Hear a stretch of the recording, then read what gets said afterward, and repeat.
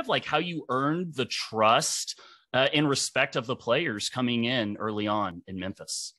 Oh, how much time do we have? Oh man, was that? That's a big question. This is the absolute most important thing when anytime I talk about my coaching career, priorities of mine, it's people. It's absolutely people. I'm not the only person that has an impact on our teams and organization success. There's not one player that has an impact. It's the entire team. So, as I came in, obviously I learned a lot from a lot of people, as you said, head coaches, but I learned a lot from assistant coaches too, and understanding different dynamics on staff. How, you talk about all the time, we're basically a second family. We're together all the time. We're going to talk basketball to the midnight hours, but are we also going to just talk about life and family and enjoy being around each other and hobbies and interests and concerns, and struggles in life? Because we're all walking, similar paths because we share basketball together, but different paths too. So how can we also embrace each other and learn from each other, not just from basketball, but from life? So I was very intentional about getting a very diverse coaching staff. My first year, half the staff I had known, I had either coached for, coached with, coached, former players that I actually coached, and then coaches that I didn't really know, and went through a vetting out process to understand, how can I get people in here from different backgrounds, different ways of thinking, different experiences.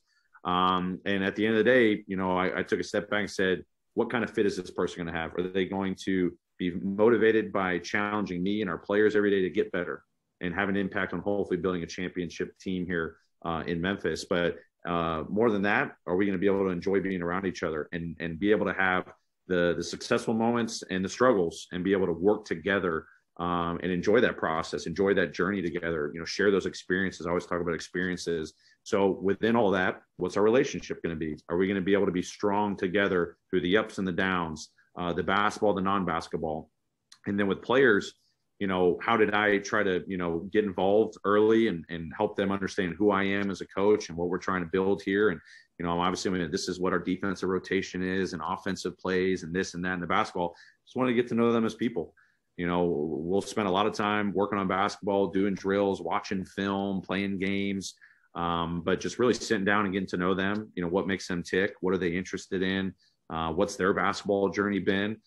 Very similar when we talk about establishing cultures, like getting their vision on things, and then ultimately trying to share my vision so that they had a comfort with where I was coming from, and hopefully they got to see the coaching staff I was I was assembling, that they knew, hey, these coaches are going to care for us. They're going to push us. They're going to challenge us because that's how I want to be coached, on a daily basis. But we're going to share this journey together. And, I tell them all the time, I don't have all the answers. If you're looking at me to have all the answers, then, I'm not the guy. I want to be able to be open-minded and have you challenge me, because if you're embracing it, you're owning everything that we're trying to do as a team. We all have a responsibility. So I really encourage that. I think the players really enjoyed that early on, and hopefully the environment we've created is one where guys are really excited to be around each other. They're excited about the relationships they form, not just with their teammates, but with their coaches.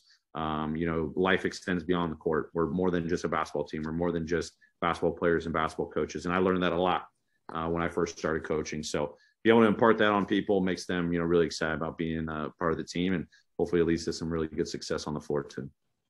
Yeah, and you guys are definitely trending that way. I love the authenticity of what you're talking about, Taylor.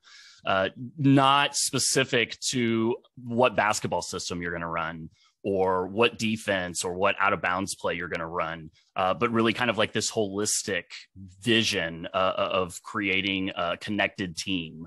And I think like authenticity in your coaching is also kind of coming through in your answer as well.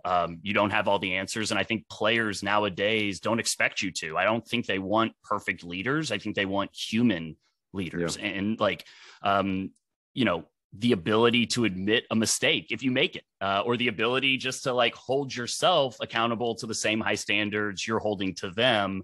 And I guess this kind of plays into having that kind of growth culture where you can challenge the players, but at the same time, you can be challenged by the coaching staff and the players as well.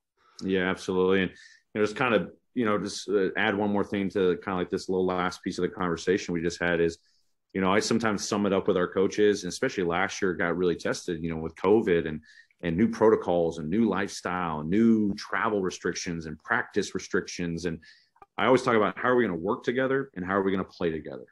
And beyond that, especially last year tested it brought in a new phrase. It's how we're going to work together and play together. That's what we talk about. How are we going to embrace each other in the work environment? Ultimately, how are we going to play on the court? Because that's the final product, of all the stuff you've done behind the scenes and practices and individual sessions and so on and so forth. But how are we going to live together? How are we going to embrace each other in the moments that aren't centered around basketball? I mean, when you think about it, it's a 48-minute game. It's 2.5 hours. Your practice is anywhere from an hour to 2 hours. You got some film sessions, but you also have a lot of other time just together on planes, in locker rooms, at meals, just in the facility without practice going on. So how are we going to live together? And last year was a big test because we had to socially distance. We had to keep each other safe. And I think that's something that we can't forget is the environment you're creating goes beyond just what you're doing on a work environment. So, I can talk pick and roll coverages and game strategies to the nth degree, but, if everyone that, I'm working with, players and staff, understand we're coming in here more than just for basketball. It's how we're treating each other. It's how we're interacting, how we're challenging each other, how we're holding each other accountable in a lot of different ways. It's only going to hopefully and really motivate people, knowing that we're striving for excellence and we all have a responsibility to that. So it's a daily process, daily education. But as you said, if I'm doing my job teaching and educating everyone around me, I have to be looking at the mirror every single day going, am I holding it up to that standard that we're talking about? Yeah, absolutely. I mean, I love kind of like what I'm thinking of like the teams that I've been on in football. And what I used to always tell people is the games are such a small fraction of what actually it means to be a coach or a professional or a high level college player. It's a fraction. It's meetings, it's traveling together. It's, dealing with, after practice when you've had a fight. There's all these different dynamics that are at play. And the game is literally less than 1% of what being a team is actually about. And so I just love what you said about kind of like it being permeating everything that you do and all the relationships. The teams that have been all about the games are not the teams that reach kind of that highest level of their potential. And it's the teams that kind of like embrace that relationship piece that we're able to grow and kind of have a grander meaning than just wins and losses. So